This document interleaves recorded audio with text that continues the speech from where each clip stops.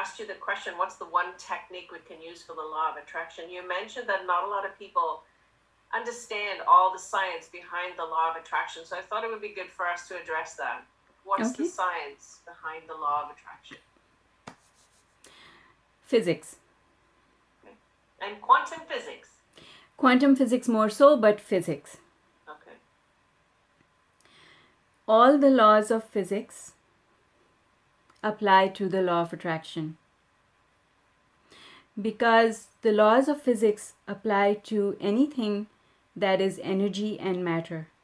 And thought is a form of energy, which is something that people know but disregard, in the sense that they don't use that information. Can you explain them? Why, if somebody says, how can a thought be energy? Please, maybe. Well, okay, so energy.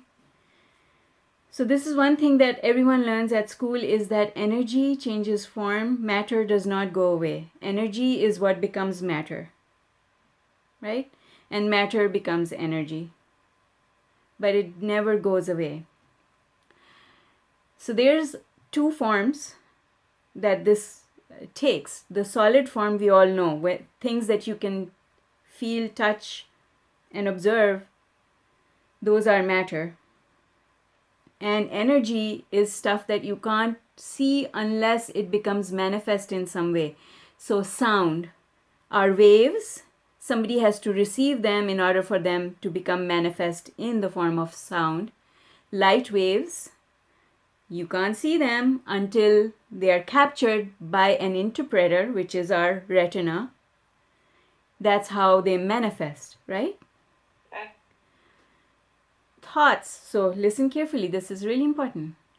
Thoughts become things.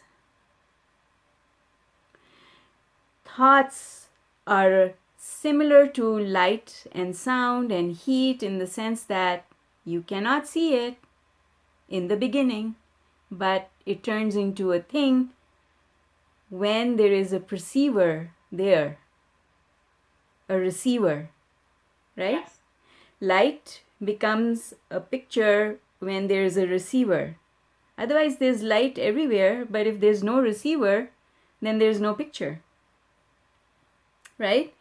Right. Radio transmits an invisible frequency that does not manifest until it gets to the receiver in your radio. Television transmits energy that does not become manifest in the form of a visual program that you can see until it gets to the receiver, the antenna. True. Thoughts do not become things until there is a receiver. Now, the difference here is that we are the creator and we are also the receiver. Good Okay? point. And so, as creators, we define our preferences. I like red better than I like black. I like purple better than I like gold. I don't know, whatever. I like this topping on my pizza versus this topping on my pizza. All of those are desires. And soon as you say, I like it or I don't like it, you've given birth to a belief. See, the thing is, there's a lot of talk about beliefs and law of attraction, but what people don't realize is, you think something, that's a belief. Belief is just a thought, as Abraham says. A belief is just a thought. But people think beliefs are something big, like I believe in God, or I believe in country, or I believe in, faithfulness, whatever. They think of those things as beliefs, but just a normal, regular thought about liking anchovies or disliking anchovies is a belief. So when you look at it from that point of view, how do you receive? A receiver, so we said we are the creators, so we create by giving birth to our preferences. In order to receive, we have to have no blockages in the transmission. Imagine that if a television, this happens with cell phones. I'll use the example of cell phones. So with cell phones, sometimes if you are in a basement or you're in a building that has a lot of concrete, you don't have cell phone reception. Yeah. So now there was this invisible ray of energy that was being transmitted towards you, but there was a blockage in between. So the receiver was there, but the receiver did not receive. Good idea. Good analogy. And this is what happens when we create, but we have a belief that becomes like that concrete wall in between. So here we are wanting to receive, but unless we deal with this concrete in the middle, even though the transmission is taking place, we are not receiving it. Right. So this is what, when we say ask and it is given, source is always responding.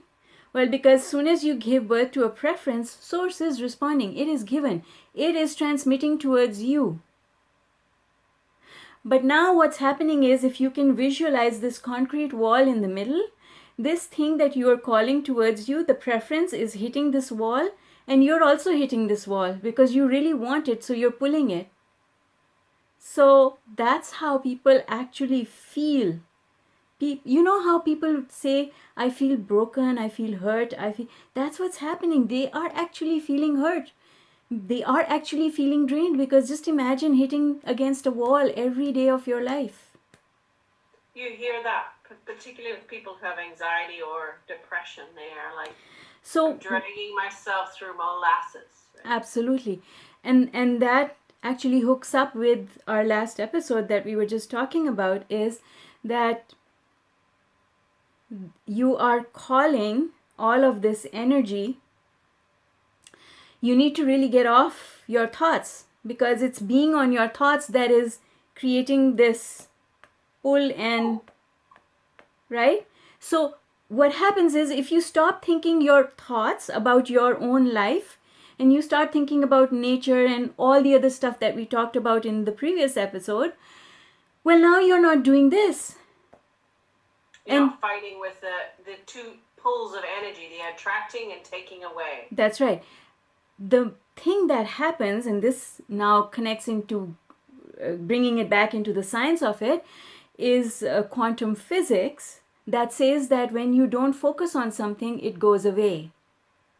See, this is the famous experiment with the cat being dead and alive at the same time. It depends on who's looking. The cat can be dead or alive at the same time. All possibilities exist simultaneously. Right? But it's the perceiver who sees the cat as dead or alive.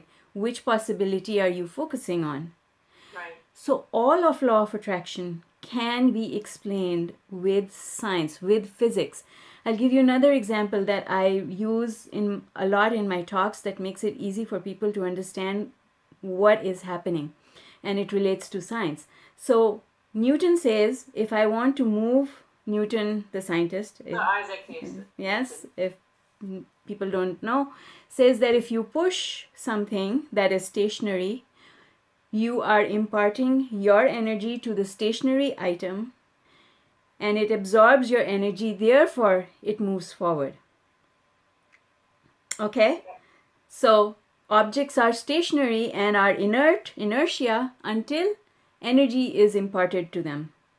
Yes, it's true. Okay?